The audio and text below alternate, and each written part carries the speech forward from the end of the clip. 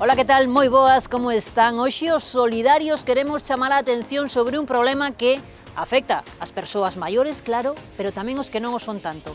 Falamos dos problemas de accesibilidade nas vivendas. Máis dun 1,5 millón de persoas en España precisan axuda físicamente para sair das súas casas e máis de 100.000 están literalmente atrapadas nas súas vivendas por problemas arquitectónicos e barreiras arquitectónicas que lles impiden sair ao exterior. Moitas veces os problemas económicos son o argumento ou o motivo para non facer eses arranxos, esas obras de mellora nas casas, pero saiban que hai axudas públicas.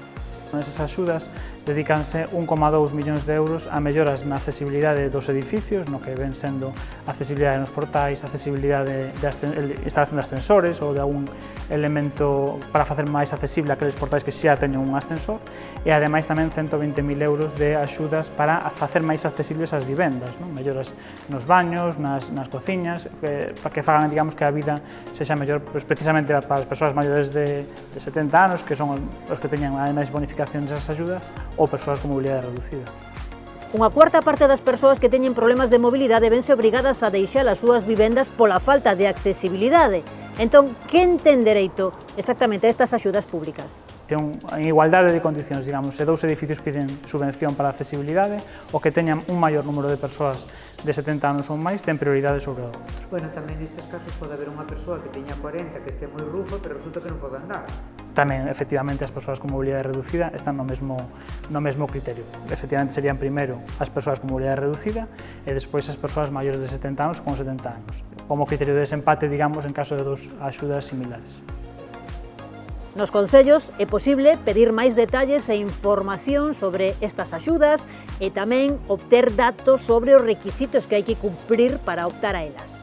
Aí temos que regirnos por as leis de subvencións, que son de carácter estatal, e que solicitamos unha serie de documentación para coñecer a renda dos habitantes e poder darlle máis axudas precisamente por a súa situación económica. Pídense 3 ofertas ás empresas para que podamos comparar como se elixiu a constructora que vai executar esas obras, e unha serie de documentación que ven regulada na ordenanza nosa, pero que ven xeralmente da Lei Estatal de Subvencións. O nivel de renda, a economía é importante, pero canto inflúe exactamente a hora de que lle concedan ou non unha axuda pública deste tipo?